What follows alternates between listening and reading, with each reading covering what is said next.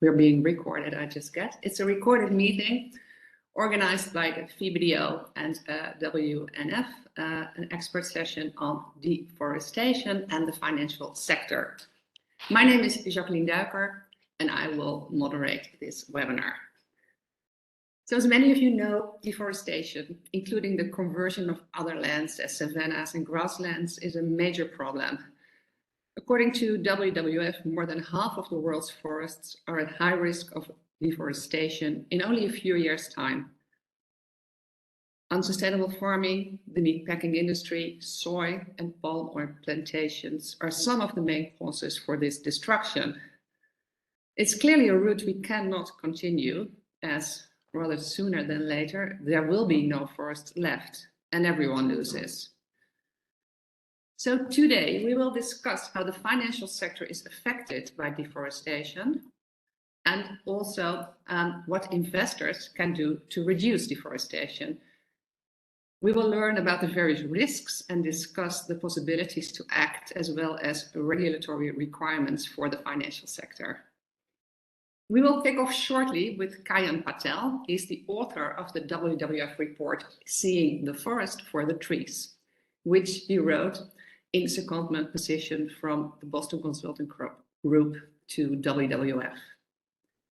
My colleague Amy, she will share the link to this report in the chat, so you can download it if you want, and also some of the other reports that will pass by. You can find them in the chat. And you can also join the conversation in the chat. The speakers and the panelists, they will try to answer your questions parallel to the discussions. And maybe if there's time, we can take some of your questions also online in discussion after the panel discussion, which will, well, I will introduce to you later the panelists. But first, we will have Kayan Patel setting the scene with his presentation.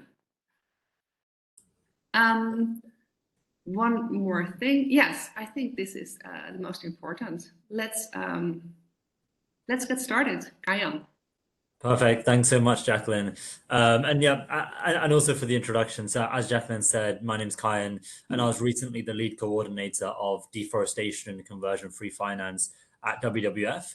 And it's really my pleasure to kick off this discussion today by running through some of the conclusions of the recently published WWF report, Seeing the Forest for the Trees, which seeks to outline a practical set of guidance to help financial institutions tackle their deforestation and conversion risks. So I'm just going to share my screen on a few pages, and then we can kick off on I guess teeing up the conversation with a few statistics and a few insights before we then jump into a broader discussion. So that should now be on the page for you, but I just wanted to start off by showing some statistics about forest degradation and habitat conversion that probably won't surprise many of you. I think on the left chart, you'll see here the changing nature of the stock. You'll see the changing nature of the stock of land from around 10,000 years ago to present day. And this actually shows that around 33% of the world's original stock of forests and 68% of its grasslands and shrubs have already been lost. And what's more, this rate of conversion is accelerating because, as you'll see, over the last 100 years, the world has lost just as much of its forests and other wild ecosystems as it had in the previous around kind of 9,000 years. So this shows that this is a big problem, but not just that it's a big problem on the forest side, but also it's a big problem on wider conversion of other landscapes, particularly here showing the grasslands as a key ecosystem to be concerned about.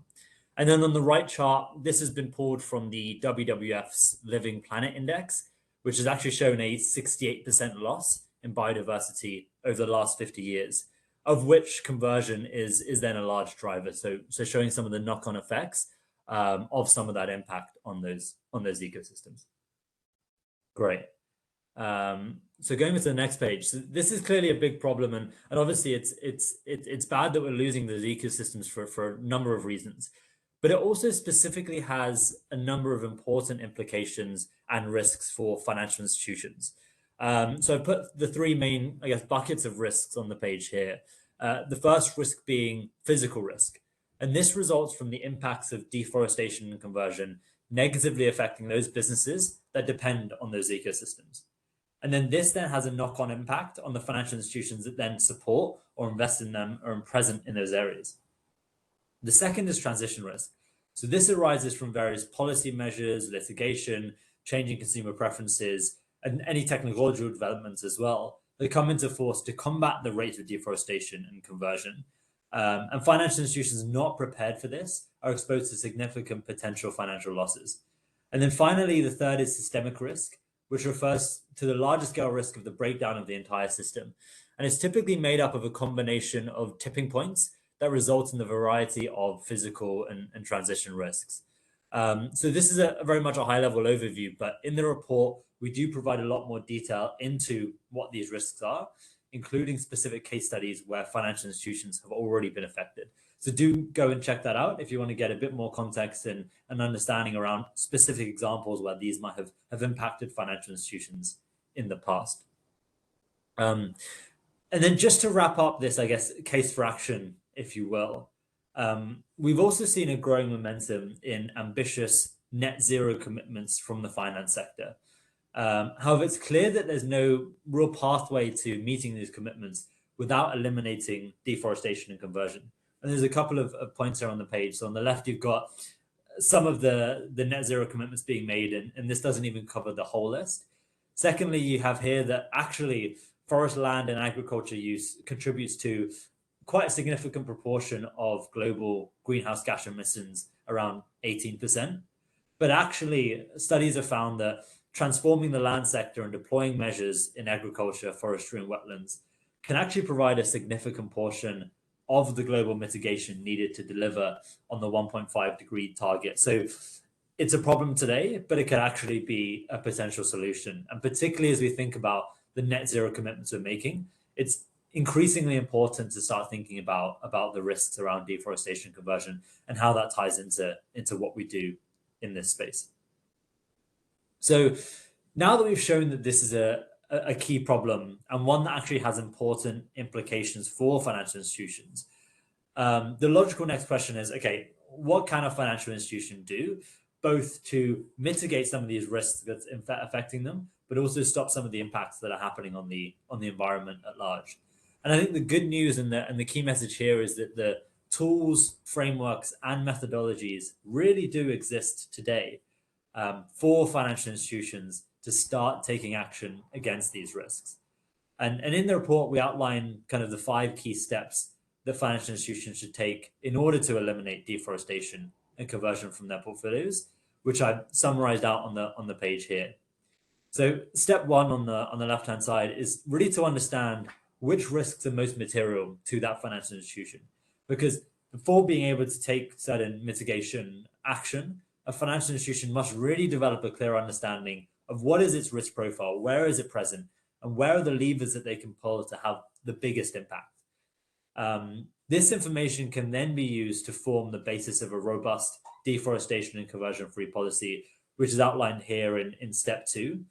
And within this section in the report, we also outline kind of what that specific policy should say to be considered effective, but also be considered credible.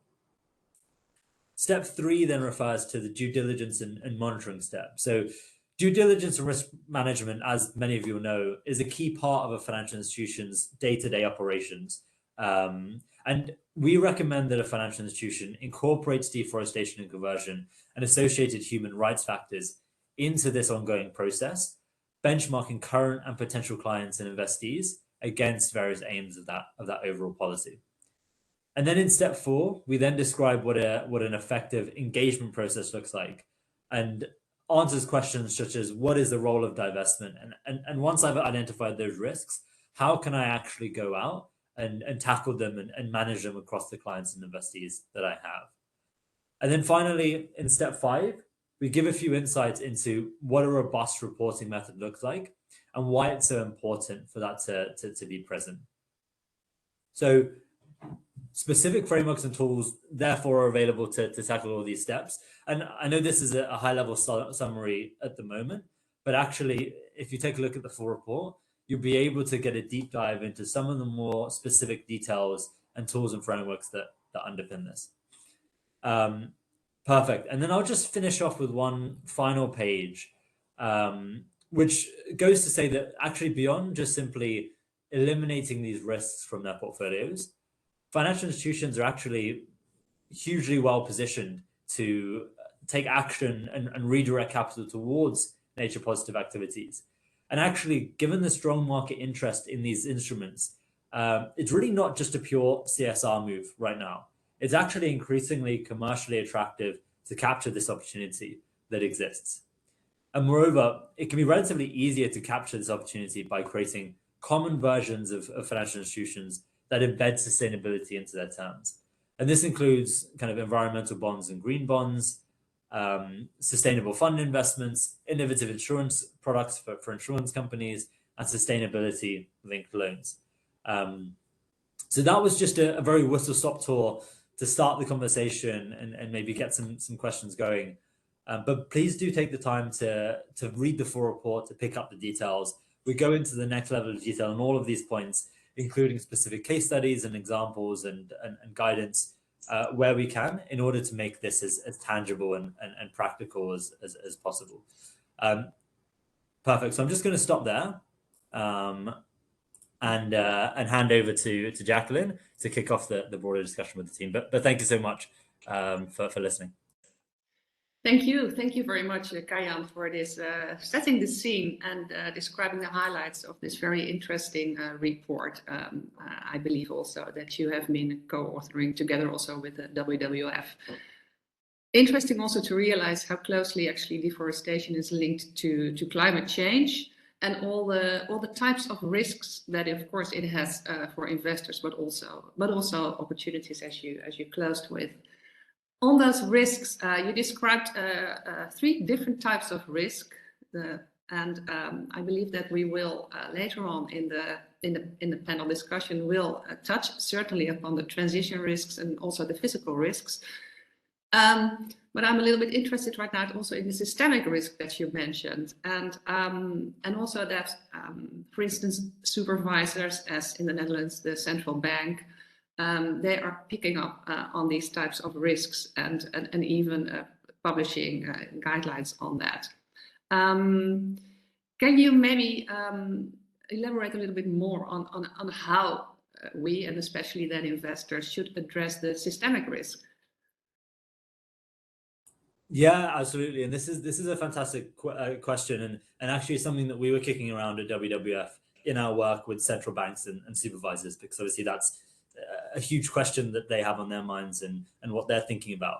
And I think the key message in terms of stopping systemic risk is really to stopping harm. So you have these various tipping points and risks that exist across the world. One large one being the tipping points around the Amazon rainforest. And actually the main way to stop that harm from happening is to stop that systemic risk is simply to stop deforestation. So that's really the critical thing that we need to do. Now, the problem that we're facing when it comes to systemic risk is this, I guess, tragedy of the commons argument that they might refer to in economics, but effectively this effect where nobody really owns the resource, and actually you have a lot of different actors drawing benefit from that specific resource without element of ownership or internalization of some of the impacts and damages specifically of those actions that they're taken. And so I think what we really need to do instead is to step in and make sure that we're providing some of that ownership and encouraging companies to start thinking about those risks in a bit more detail. And I think the biggest way to do that is really to get governments and central banks and supervisors involved to start implementing that vision from the top and implementing that in financial regulation, in government regulation, to make sure that impact stops happening and therefore those systemic risks stop happening. So this is shown to have some benefit across the world. I know Indonesia has had a lot of success through government regulation. So that's one case study we can point to where that kind of top-down approach has benefited. But I think really when it comes to that systemic risk, it's critically important to stop that harm and actually to get these different mechanisms involved beyond simply financial institutions just realizing this is a problem to have an impact. Thank you very much. Yes, complicated on one hand, but on the other hand also, it's also pretty much common sense what the no harm is that we're doing. So in that way, that sense, not that complicated, but yet still difficult to put to a stop. But thanks for this. One more question I was wondering about. So you mentioned in the second part of your slides 5 steps very clearly that investors can take to mitigate deforestation risk. And one of them is to develop a deforestation and land conversion free policy. I'm not sure if many investors already have such a policy. I'm not sure if you know either, but maybe you could elaborate on what such a policy could look like and maybe give an example of that. Yeah, absolutely happy to. So I think in our guidance, we outlined 3 core pieces, I guess, of what we see a credible and effective policy looking like. And I think the first piece is making sure there's sufficient policy breadth. So including the variety of landscapes that potentially there could be an impact on. So I think one key part of the narrative that we don't hear enough is the risks beyond simply deforestation. And actually, it's critically important to think about these other ecosystems. Earlier in the chart, I showed grasslands and savannas as being a key part of that, but it also extends to a broader set of ecosystems, mangroves, and so on. And so I think it's important to include those landscapes beyond forests that have a high risk of conversion, but also include both illegal and legal deforestation and conversion, simply because even legal deforestation and conversion has these potential for physical risks and systemic risks that we mentioned earlier. But also making sure that you're accounting for the guarantee and reinforcement of internationally recognized human rights. Because when you're looking at these landscapes and looking at these risks in these spaces, actually that's a really hot area when it comes to things like not guaranteeing human rights, particularly of indigenous peoples. So making sure that full spectrum of issues is included is really important. The second is setting a credible, effective target, a really understanding kind of what good looks like when it comes to what a policy should say. And really this is the case of making sure that you have a credible target that is not too far away. In the report, we mentioned the target of 2025, aligned with a number of other resources that exist in this space. And then the final piece, and I think this is one piece that isn't maybe as recognized as some of the others, is actually including guidance and advice for clients and investees to take out and tackle some of these problems. I think, as many of you will know, this is an incredibly complex space, and it's quite tricky to navigate that landscape, both as a financial institution, but also actually your clients and investees. So including somewhere, maybe in the policy or beyond, a clear view of how financial institutions can go about tackling this and specific resources they should look to in order to help them navigate adapting and reducing their risk is really important. And again, we include some of those tools in the report as well. So I think those are the 3 components. And when you say, are there any examples that exist? I think there are a lot of banks that we're working with at WWF to help kind of tackle these issues, kind of Rabobank, and I know Sandra will have some experience there, as well as HSBC, but a number of other banks as well are starting to take on these risks as a serious piece and starting to act against them. I think I would point towards the accountability framework as a key resource in order to understand what those policies and framework should look like. And they also include a number of examples as well on their website. So the Accountability Framework Initiative is probably the go-to for that today.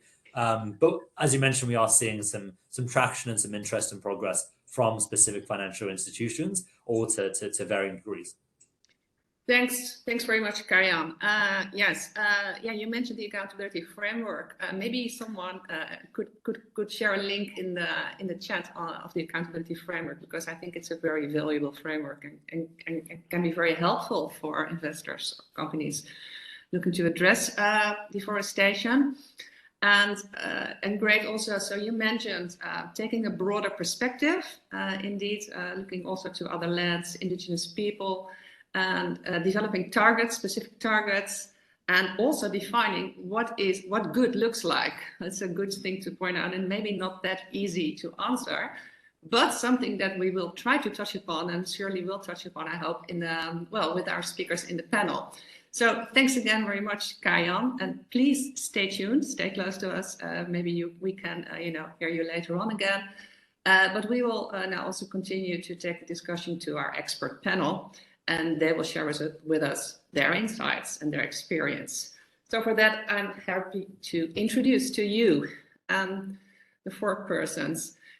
First, we have Jean-François Timmers. He is the Global Policy and Advocacy Manager, Deforestation and Conversion-Free Supply Chains of WWF Brazil. Jean is originally, I think, from Belgium, yes, but now living in Brazil, close to the rainforests. Second, we have Claire Olborn. She is engagement specialist at Robeco, asset manager Robeco, and focusing there on deforestation. Welcome to you, Claire. Thirdly, we have Radhika Mehrotra. Marika is an Associate Director of Capital Markets. She's joining us this morning for her from New York, early morning maybe, from CDP, Climate Disclosure Project. And finally, there is Jochen Blaffert from Deloitte, where Jochen is Partner and Financial Services Lead at Deloitte Legal. Welcome, very much welcome to all of you. And so, to get started with you, Jean, maybe you can take us to the Amazon rainforest and also to the offices of the EU Commission. That's where because you visit both of these places, and then share with us what you think is actually the main problem for putting a halt to deforestation and land conversion. Where is the angle? That's a very large question. Yes. First, the first angle is we want to go beyond rainforests. So we see that global commodities are impacting all natural ecosystems and on all latitudes. So we always, it's a common habit that we have to focus on the tropical rainforest, but there is a lot of impact on boreal forests, on grasslands, savannas, peatlands and wetlands all over. And in many cases, to get that into the scope is facilitating our work because they are all mixed together. So our role is to try to distinguish and avoid the destruction of natural habitat on the planet. But of course, globally, big scope is the tropical rainforest as well as the Cerrado, which is a tropical savanna.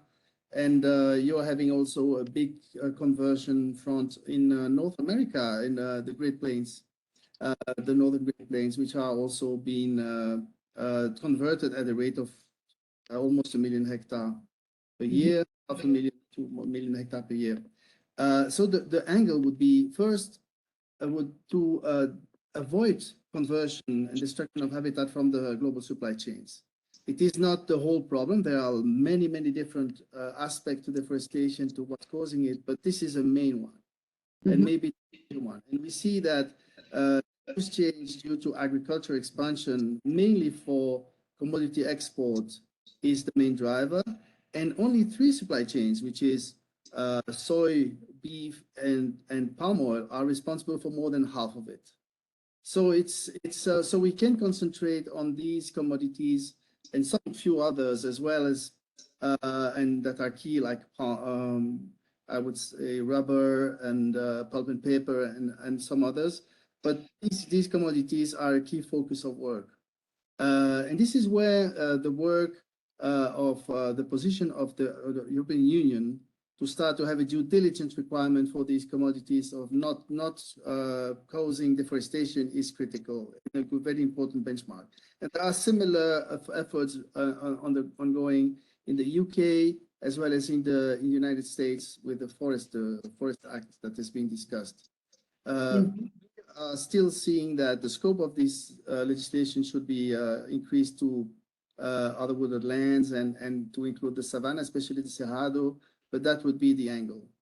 Okay, thanks. And yes, so often I hear that it's difficult to get the right information and to have the right degree of transparency to really know what's actually going on the ground and throughout the entire value chain, and then to manage on that from faraway offices.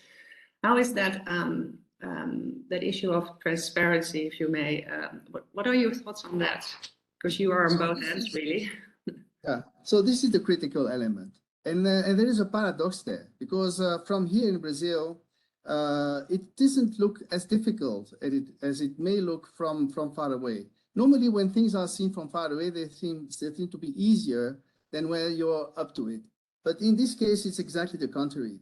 When you're in the landscape and you are dealing with it concretely, you know that it is absolutely feasible to have full transparency to the farm of origin.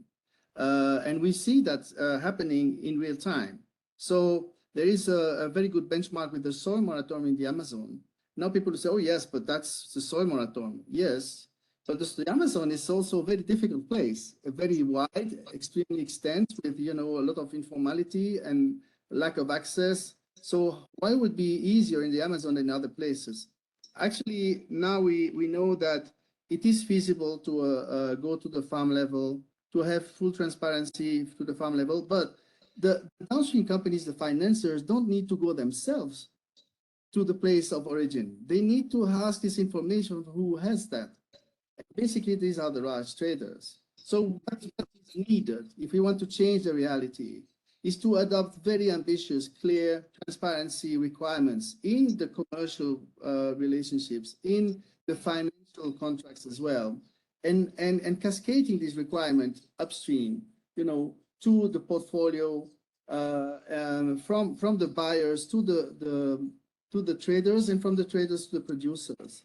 But at the farm level, yes, we can have, today we can have in a cell phone a lot of information available to the farm level.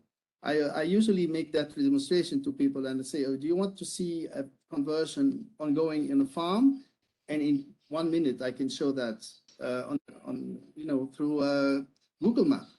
So that's not the issue. The issue is to have that flux of information and clarity of what is the role of each segment of the supply chain, from the financier to the buyer, from the buyer to the trader, to the producer. That's the challenge. Thanks very much, Jean. And it's very, very interesting, actually, what you're saying. That is, in fact, not that complicated, or it's very much possible to have this transparency and have this data and information. You often hear that from investors, we would like to do things, but we just don't have the information. But it's possible, but you need to ask for it, if I maybe summarize it very briefly. And that's an important, I think, important to learn. I was doubting, do we have time for one more question? Maybe briefly, because now I'm curious. So now that we know that it is in fact, well, technologically possible to have all the information you want, what is the main thing that companies should be transparent on? I mean, many things probably, but what should the companies be transparent on? The main thing. So the main thing is they need to be transparent on their exact commitment. What is their ambition? What is the scope of the products and the origin? So they need to make clear what the commitments are. And from there, what is the plan? The exact plan, with a time frame, clear KPIs on implementing these commitments. Yeah. And just being transparent on the progress to the plan. So that is exactly what we are proposing in what we call the DCF toolkit. I have shared to some of you a link to that. That is proposed so each company can decide on first a gap analysis. Where is my risk? And where are my gaps to tackle these risks? Because each company from each level, it's a different planet. And so you need to know exactly where your risk lies and what are your strongholds and your gaps from your point of view. And from there, decide on a clear time-bound plan on removing this risk very quickly. And that includes going for clear commercial policies that require that transparency in your contracts, contractually, for your portfolio. Or it should just be part of the normal contracts, and then like any other things. Okay, thanks for now, Jean. Thanks very much. We may hear from you later, but let's just move to an investor, to to Claire from Robeco and see if maybe if you recognize what's being said so far, maybe even make use of the toolkit, the DCF toolkit. I think we will also share a link on that one in the chat. Claire, so you're taking lots of actions right now when it comes to deforestation. Can you maybe give an overview of what you see in the market? What kind of things are investors currently doing when it comes to deforestation and land conversion? Yeah, well, first of all, hello everyone, and thanks for having me. I actually think I resonate with many of the things that Jean has said, especially around the key asks around what we should put forward to companies, what companies have to report and have to be aware about. But perhaps taking a step back, I just want to share that. But taking a step back on your question, what I see across the market and really what investors are doing. Increasingly, I feel that especially over the last year or the last 2 years, really a lot has happened where many of the different financial institutions, ranging from banks to institutional investors, have increasingly also come together to work out this challenge and really increasingly understand that this is a collective struggle that we have that requires also a collective solution. Also going back to the point of creating accountability throughout the different parts of or the different industries and different industry segments. But perhaps to break it down, I think on the one hand, what Kayan had also mentioned, there's investors can on the one hand choose to have an impact through their investment or financing decisions, really directing capital from negative impacts to positive impacts. And then secondly, and that is where I am active in, is by using shareholders' rights to ask companies exactly these questions, to increase disclosures, but also to set commitments. And that can be done really as an information gathering process, but also really pushing for change. And so there are many different strategies. And perhaps reflecting on what Robeco has done, we've been engaging around especially deforestation for a long time, but really in a structural manner since 2020, where we've set up a program tackling some of the key forest risk commodities, including also soy and beef, but also cacao and natural rubber, as well as forestry products such as paper and pulp.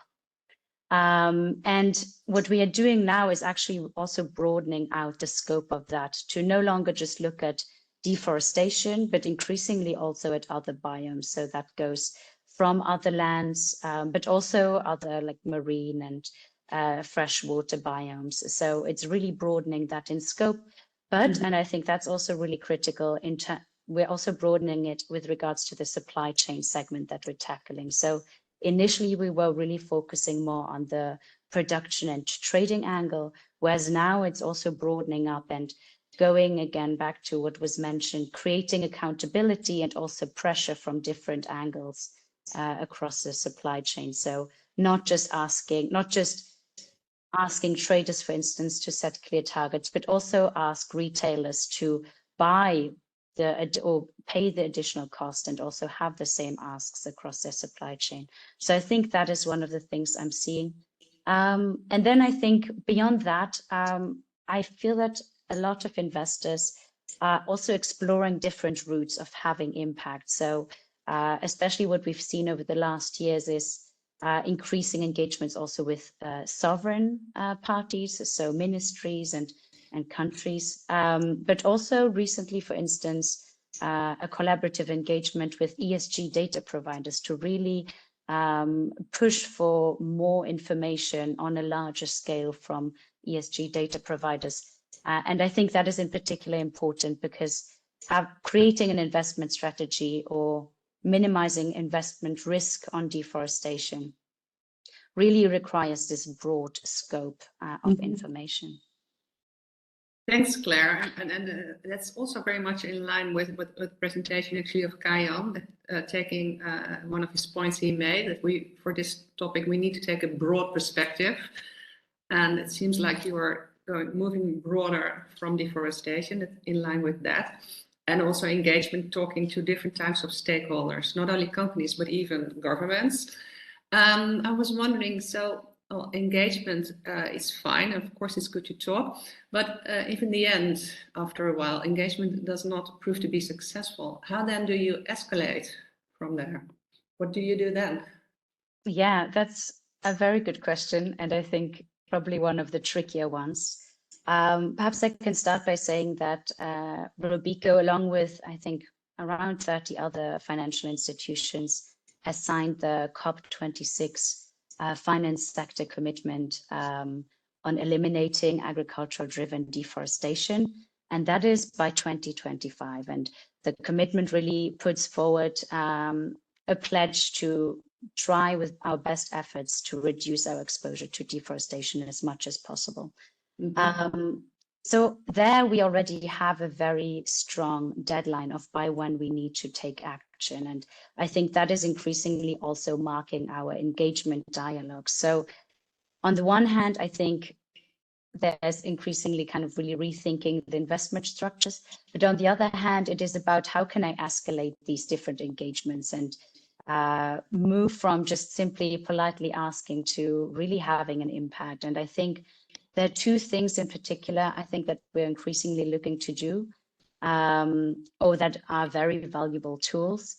On the one hand, I think we're currently working on, or we have recently launched a deforestation focused voting policy. So using our AGM proxy voting rights to vote against specific agenda items for companies where we really see huge gaps. And so for that, we've on the one hand used the Forest 500 data of companies, but on the other hand also Sustainalytics controversies data. And so we're looking at these sectors or the key commodity sectors where there's most exposure, but on the other hand, either no policies or really repeated controversies. And then taking this voting approach to, on the one hand, create, I think, a very direct message, but on the other hand, also broaden our efforts, because engagement, of course, is always quite company focused, whereas this is then a wider focused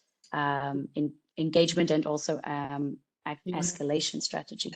And I think on the other hand, what I also see increasingly, and including also native vegetation conversion, so I think that could be an interesting one to delve deeper in, is using the right to also file shareholder resolutions and put pressure on companies like that. So on that front, for instance, we've this year just co-filed a shareholder resolution with a global soy trader based in Brazil in particular, really focusing on native vegetation conversion and asking them to set up a clear target around native vegetation conversion by 2020, or to have no native vegetation conversion by 2025.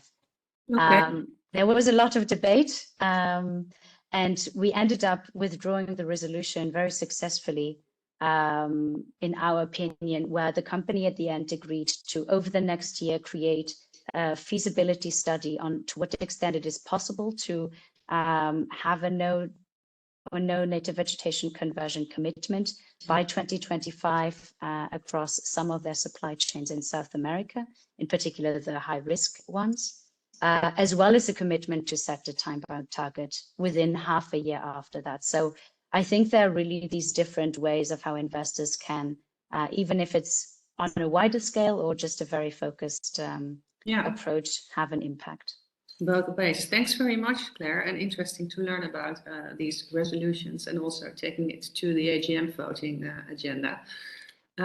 Serious business that is. One last question, maybe briefly in the light of time, but so you rely, of course, on the disclosure data of companies. Do you in general think that companies disclose enough information for you to make up your minds on what they're doing to make your assessments? Do they disclose enough on the right things? What do you think? Yeah, I think that's exactly the right question. In my opinion, I don't think so. And I think many investors, as well as people on this call here today, would agree on that. We continue, there's a really big growth in the data that is available, but we continue to see big challenges in companies on the one hand, tracing where really their products are coming from or where their impacts are located, which would be, of course, the data that we would need, but also then being transparent around it. And on the one hand, there is a lot of competitive sensibilities around the topic, but on the other hand, finding meaningful proxies or meaningful ways to express that is critical in order to advance that field. So I think that is my answer. Yes, we will. This is not going to be the last word on disclosure, but thank you very much. Thanks for sharing your insights with us. And we will go a little bit more into the topic of disclosure with Radhika from the CDP, Climate Disclosure Project, but also Disclosing Beyond Climate. Last year, for instance, CDP published a report From Commitments to Action at Scale. And it has a focus on company disclosure related to these commodities that we're discussing actually today: palm oil, cattle products, soy, coffee, timber, cocoa, and their supply chains. So all very much related to deforestation. Radhika, hello, good to have you here. Maybe go a step back. So maybe you can fill us in a little bit on how deforestation for you fits in with policies about broader nature, which is what the discussion often is about. Absolutely. Good morning, good afternoon. Really happy to be here, and sort of it's been a very engaging discussion so far. I think it's already been touched upon by the other panelists, but deforestation in essence is a part and parcel of biodiversity or the broader nature discussion, just by virtue of the fact that forests are the home or the habitat to an estimated 80% of the world's terrestrial biodiversity. And of course, we've already seen sort of stats shared by the earlier panelists as well, that just 4 key agricultural commodities, palm oil, soy, cattle, and timber, together account for, I have slightly dated stats, would say 40% of the world's deforestation, of course, particularly focused on tropical deforestation, which really establishes that straight line in terms of protecting forests and curbing deforestation as a perhaps already established route to taking action on biodiversity, as some of the other biomes and some of the other elements within that biodiversity and nature sort of discussion form up. So that's really, we see a very clean sort of connection and line between addressing deforestation and starting to take steps towards addressing nature-related risks and opportunities as well. Yeah. Yes, indeed. Thanks very much. And CDP, what information does CDP expect companies to disclose on deforestation? Yeah, please. Absolutely. So as a quick overview, CDP, originally Carbon Disclosure Project, but in 2010 and then 2014, we expanded our thematic areas to also include water security, freshwater security, and then in 2014, deforestation, very specifically through the lens of these key forest risk commodities and sort of their prevalence across both direct operations, but also the supply chains. So we have a very specific customized questionnaire, for lack of a better word, which we provide or make available to businesses or companies that are exposed to these key forest risk commodities, that enables them to both ascertain that exposure. So really use it as an exercise to identify where their businesses are most impacted and where they intersect with these commodities, and what is the kind of dependence on these commodities across their value chain. And of course, naturally, as a next step, we do want companies to have or think and sort of report more meaningfully and take action on the management of this exposure. So from an exposure perspective, companies are providing us with information about sourcing locations for each commodity, what are the volumes of commodities that they're sourcing, And then, of course, what are the volumes that are deforestation-free, conversion-free? And then, of course, in the spirit of expanding CDP's alignment with the recommendations of the TCFD, or the Task Force on Climate-Related Financial Disclosures, we have a very robust risk and opportunity assessment as well, where companies are self-identifying key business risks that they foresee from their different commodity exposures, and of course, related financial impact and remediation measures as well. Similarly, we also are asking them to really provide us with details on how are they managing these risks and exposures. So we've had that discussion about best practice in terms of policies, which include those time-bound commitments, targets in place, and of course, a huge focus on compliance and traceability and certification, and of course, supplier engagement as well. In 2022, last year, we had 1,000 companies reporting through CDP on these data points. Happy to discuss that later. But to Claire's point, we do see that companies are reporting, but of course, it's not 100%. We're not seeing 100% level of action being reported through all of these disclosures, but we do have a baseline. I would also say that worth highlighting that all of this detail that I mentioned was on what we call our corporate questionnaire, or what companies report to on a deforestation theme. But in 2020, we also introduced and piloted a questionnaire for financial institutions so that they could actually similarly measure and think about management systems on their portfolio impact based on deforestation exposure across their investment, lending, and underwriting activities. So again, what is the portfolio impact on deforestation? What is the value of specific financing and lending to companies operating in these forest risk commodity value chains? And then, of course, related, client engagement and policies as well. Again, I have to say that we worked with banks in Southeast Asia first, then in Latin America. And in 2022, we had more than 360 financial institutions that took a first step on reporting on these forest-related impacts. Oh, so you're also moving to the questionnaires to the financial institutions. And are there any other ways also that financial institutions can work with CDP on deforestation? Is there any other initiatives that you support or that you engage? Absolutely. I think, we work closely with colleagues, at WWF, and we're quite aligned with the AFI guidance as well. And I, in particular, I work on the other side of the disclosure framework. I work with the financial institutions who are more users of our data. They're using our data. They're using the corporate data that comes out of this CDP's annual disclosure process to inform their own decision making. But specifically, I think if we can go back to sort of the 5 key steps that were highlighted in the WWF guide as well. So we are working and sort of facilitating financial institutions to sort of take action on those steps. Again, in the interest of time, I won't go into too much detail, but I would definitely say that worth highlighting that if you are looking to for that, information on that first step, which is understanding material risks and just being able to understand where in your portfolio do you see more of the deforestation risks, perhaps, are more heavily focused.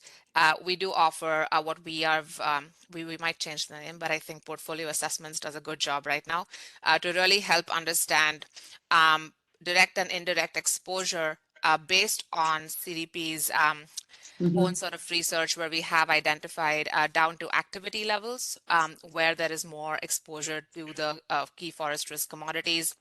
We've done more than 30 such portfolio assessment, both for investors, but also for banks, which has really been helpful to baseline that exposure and also draw out more nuance, whether your portfolio is tilted more heavily towards a specific sector, a commodity, region, which really then helps to inform step 2 in terms of what would be the most effective deforestation conversion-free policies.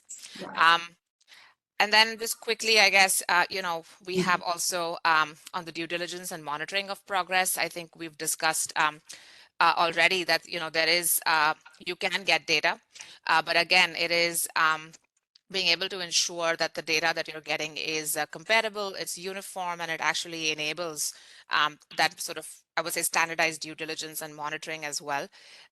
So we did identify 15 KPIs across commodities to assess the progress on actually decoupling deforestation, right? So we want to see more focus on the implementation. And I will say that our research around a year ago had identified that I would say almost majority, 80% companies reporting to CDP were taking less than half of those actions. But again, at least there is that sort of information at scale to assess and sort of monitor progress, right? It's okay if you're at the lower end of the threshold, but iteratively we want to see progress. And of course, I wouldn't be, I'll close quickly, but I think I did want to highlight on the engagement as well, and just sort of piggybacking on what Claire mentioned. We've seen that engagement is effective at 2 levels. One, of course, is that collaborative, targeted engagement at scale, which is really important as well to drive home the awareness of deforestation specifically. So we, of course, have mechanisms in place to facilitate that. But we've also found it really powerful where we've been able to work with financial institutions on more tailored engagement as well. So off the back of the corporate response data, the KPIs, the scores that we provide, we can then also really enable investors to have that data-backed, evidence-backed engagement with their companies. Sorry, we have to cut you short, really, in the interest of time. It's very interesting, but I have to move on to Jochem, and sorry to be that blunt, but thanks again very much for sharing all this with with us. But I'd like to know a little bit more also about the actual regulation that's now hitting the financial sector with SFDR, CSDDD, EU taxonomy regulation. Jochem, do you believe there is now sufficient regulation, or is regulation encouraging the financial sector sufficiently to move in the right direction when it comes to preventing unsustainable deforestation? Jochem, are you there? I'm here. Thank you, Jacqueline, and also thanks for having me here in this panel. Well, that's a good question, and I think that we have to acknowledge that in the financial sector, in the financial market, there are different kind of players. So there are some that are with different ambitions. So some have very high ambitions and are very sustainability driven. Others are very compliance driven, and some just want to do the bare minimum. So if you look at that, you know that there are some mandatory provisions needed to push financial institutions in the right direction, and we've seen that also on different topics in the past, of course. So it's difficult to say what the impact of that legislation is at this point in time, because we're relatively at the beginning. We do have some well-crafted regulations so far that are driving that direction, and that's also important because a lot of financial institutions have a culture of compliance, risk control, so they need that regulatory certainty to comply with rules and and in that way reach what needs to be reached in terms of sustainability and preventing, amongst others, deforestation. So what we see now is especially the SFDR, the Sustainable Finance Disclosure Regulation, which is mandating transparency in order to prevent greenwashing. We have the EU taxonomy regulation, which helps creating the same references along the industry. And obviously that's going to increase. So more is to come, looking, for example, also at the Corporate Sustainability Due Diligence Directive. But this has quite a long lead time before it comes into practice, and it may lead until, let's say, 2025 maybe.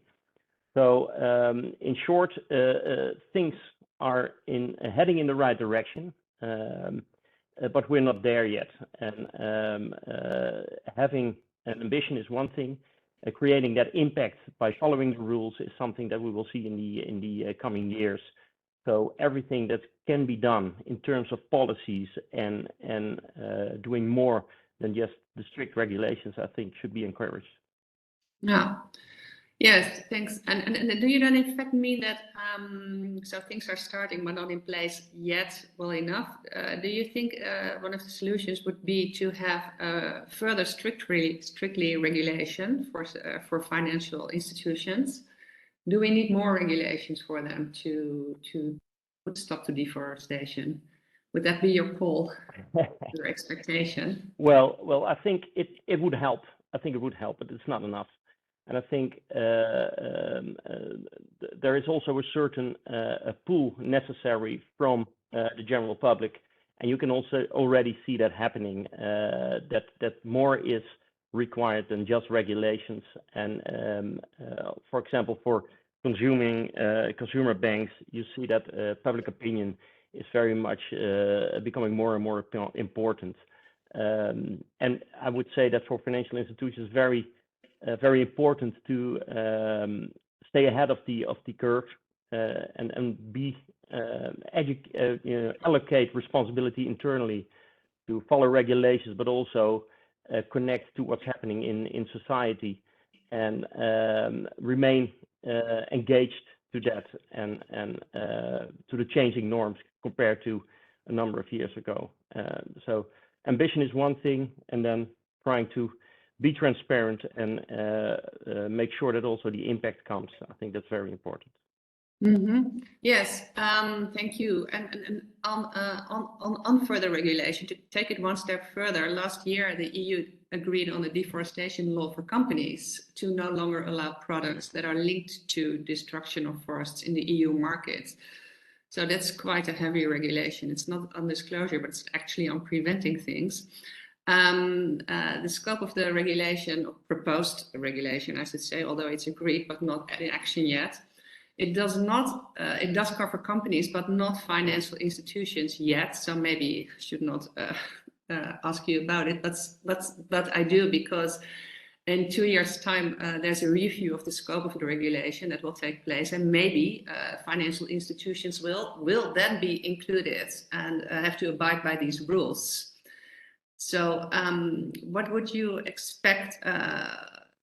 What kind of effect would that have